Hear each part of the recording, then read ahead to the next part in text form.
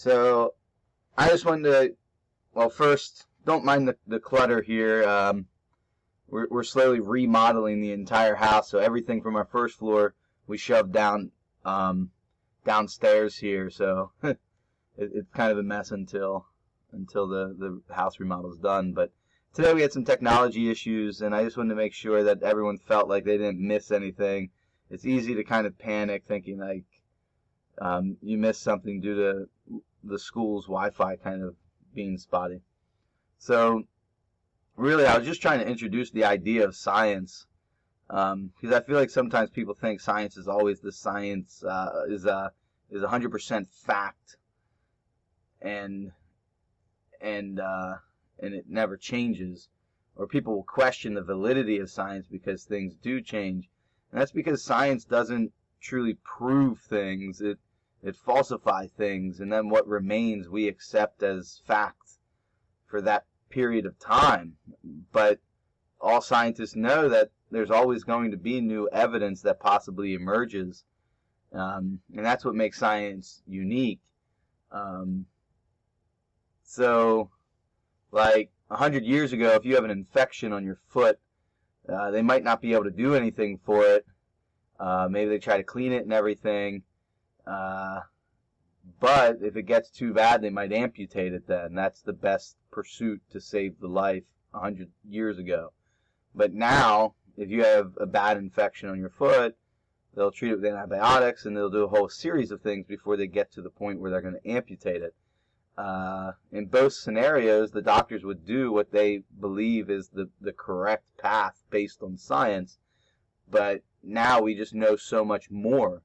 We could falsify other practices that were at that time deemed the best and use other practices that we now are more knowledgeable about. So it's like this pursuit of knowing.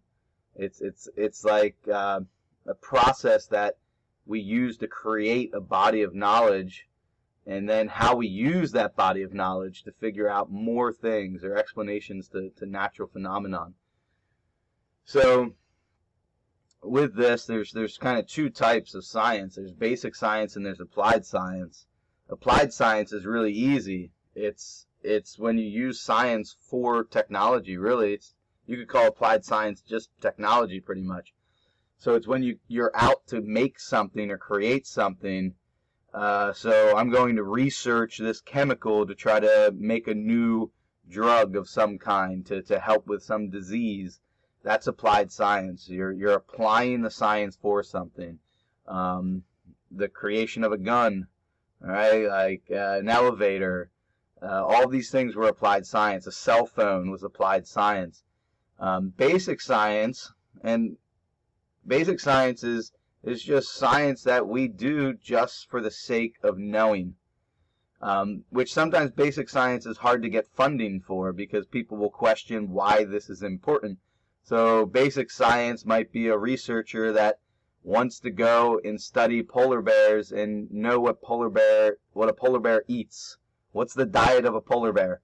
And they go and they spend 3 months out in the wild watching polar bears, documenting what they eat, what they do, and so forth. Their intent is not to make something from that or help humanity in terms of some form of technology. It's just to know more about polar bears.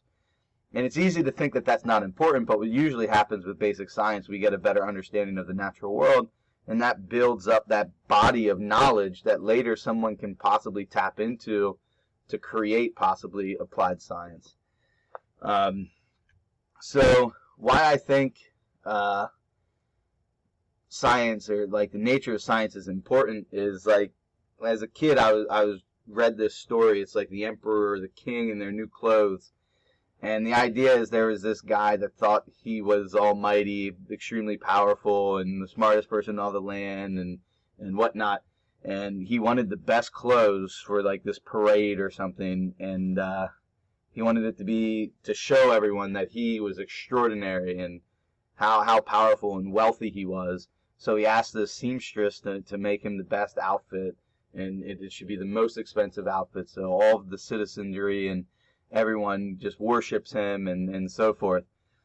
And the person comes back, and he has this box of clothes, and the king or the emperor opens it up, and the box is empty.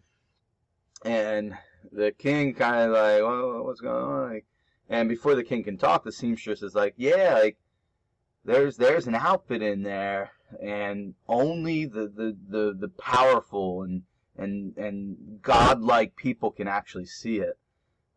You can only see it if you're rich and powerful and like extremely wealthy and all these things. So the king instantly was just like, oh yeah, I see it. Like, this outfit's amazing. Oh yeah, I can see it. Like, oh, and he convinces himself that he sees it and it's real, and he goes to this parade or whatnot wearing this outfit that doesn't exist. So he goes to the parade naked and walks around town, but naked, but he truly thinks that he has these clothes on. And that's like the idea of misconceptions, and the world is full of them. And it's now more than ever. Just like watch the news, you can hear news, politics, even teachers just validate a misconception that's not based on true fact. There's clips here, but I won't play the videos. But like the idea of like, where do we get our seasons? Winter, summer, fall, spring, and whatnot. If you ask educated people even, or ask your parents, like, why do we have different seasons of the year? And I've even seen elementary science teachers teach this to kids. But the idea is the Earth orbits around the sun, and it's easy to think that the reason we have, like, let's say a summer and a winter is because the Earth gets closer or further away from the sun, which makes it colder or warmer. But that's truly not the case. From all of the evidence that we see, it's the Earth's orbit is pretty much constant, and the slight change isn't going to cause the changes that we see in seasons. But it's actually that Earth is sit on an axis, and this axis inclination can change, and that causes different hemispheres to be facing towards the sunlight or get more direct sunlight at different times of the year.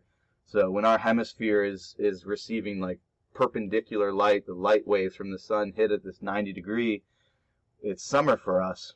And when the Earth is tilted and we get sun hitting our hemisphere at a different angle, you get less energy from it, so the Earth cools. And most people, I doubt, would understand this, but when you ask someone, no one wants to be viewed as unknowledgeable or unknowing, or they're unwilling to say that maybe they don't know. And that's okay. That's a perfectly fine answer to say, I don't know. And then plants, and there's a whole bunch, like malaria, and like people be like, it's caused by mosquitoes, but mosquitoes carry an organism that causes malaria. They're a vector, so forth. There's a whole bunch of other things just to show that like science can change and stuff. Like the one I usually talk about in class, like Coca-Cola, an old Coke label, it says cocaine removed, and like you can see like things like Bayer aspirin. They have here a bottle for heroin that's labeled safe, non-addictive substitute for morphine, and at that time it's like that was thought as correct, you know, and as time went on and we gained a bigger knowledge base, this pool of knowledge through research and observation, we realized that that is not the case. I always put this doctrine of signatures just because it's kind of like the idea of these mandrakes in Harry Potter, what this was based on, if you're a Harry Potter fan. The doctrine of signatures was the idea that if you found something in nature that looked like an anatomy part, it would help with that body part. So if you found, let's say, something in the woods that looked like a foot, back then they would think that you could use that for someone that had feet problems and it would help them. And the mandrake was like it looks almost like a little human, so it would be like this miracle kind of plant and whatnot. The whole idea of witchcraft, which you got in history, like all these things that people thought as fact that really wasn't, and it took years and years to show the truth. And I feel like without science, we would be in a worse position because we wouldn't have a process to come to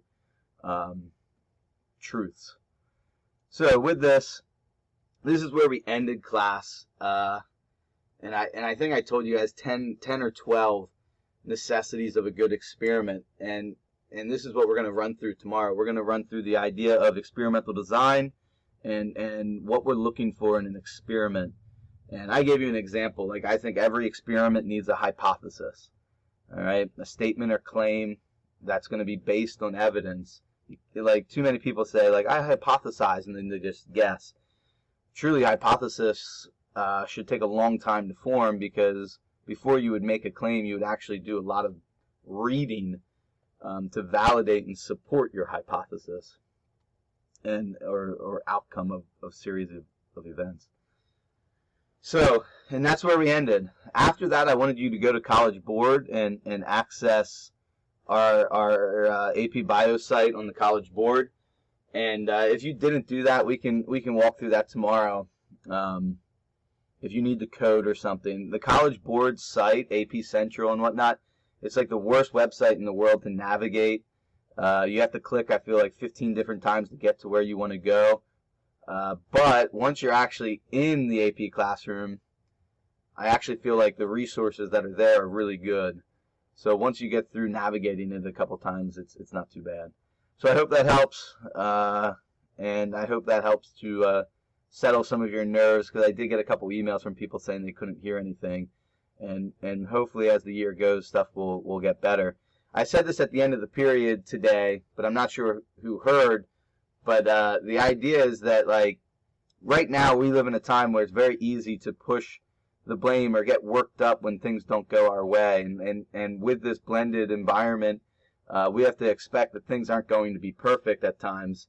And if you just focus on these negatives and get upset when things aren't going perfect, or oh, I'm not going to do this because this was bad and the network was out and this was ridiculous, like, you have to focus on the things that you can control in life, and things like this are just going to happen.